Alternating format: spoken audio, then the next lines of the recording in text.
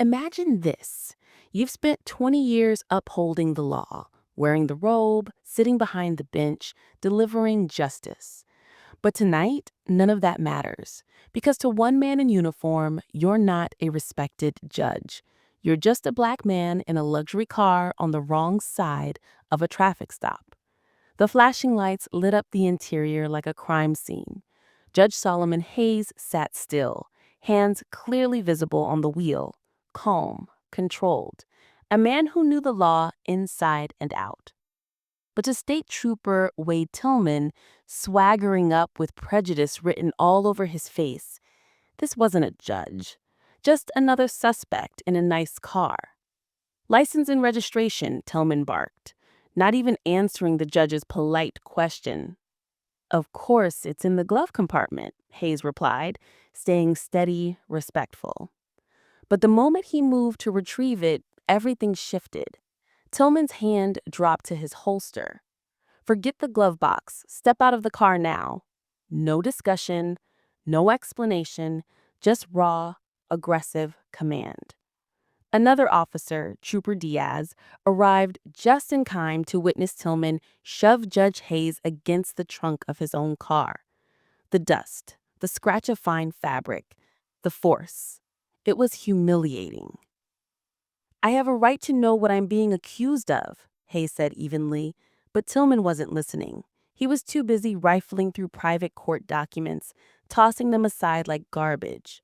When the judge calmly stated, "I do not consent to this search," that was all Tillman needed. Obstruction, he sneered, like it was rehearsed. The handcuffs clicked shut.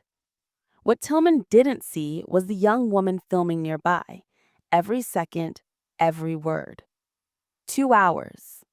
That's how long Judge Hayes sat in a cold room, wrists still stinging, his identity ignored, his requests for a phone call met with silence.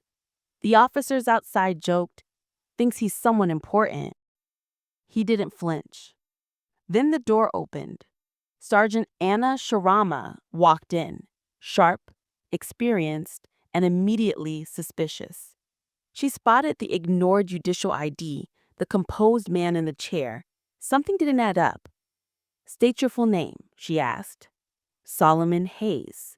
And I suggest you check your judiciary database before this department makes a bigger mistake." A few keystrokes, then silence. Karama stiffened, as if the screen had slapped her.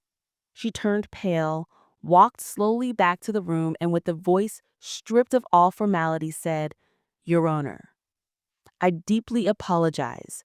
This should never have happened." Everything changed. Tillman stood frozen. Diaz looked like she might throw up. The station, once loud and arrogant, was now deathly quiet. Tillman stammered, "Wait, Judge." Karama spun around, fire in her eyes. "You arrested a sitting Superior Court judge. You violated his rights. You humiliated this department. Do you even understand what you've done?" Tillman had no answer. The video hit social media like a bomb. One side of the screen, Judge Hayes in robes, dignified. The other, him in cuffs, being manhandled by a power-drunk trooper. Outrage exploded. "Fire Tillman" trended within hours. By morning, protesters were outside Oak Haven PD. But it wasn't just about the arrest. It was the judge's face, the calm, the weariness, the way he looked like he'd seen this before, because he had. Tillman was called in. A captain from the Attorney General's office was waiting, on a loop, behind him. The video, silent, brutal. "You thought the car was stolen?" the captain asked. "Number. You thought the man was black, and that was enough." Charges were laid out. Assault, illegal search, violation of civil rights. Then came the choice: face federal prosecution or resign immediately, forever. Tillman didn't even argue. He signed the paper, turned over his badge and gun.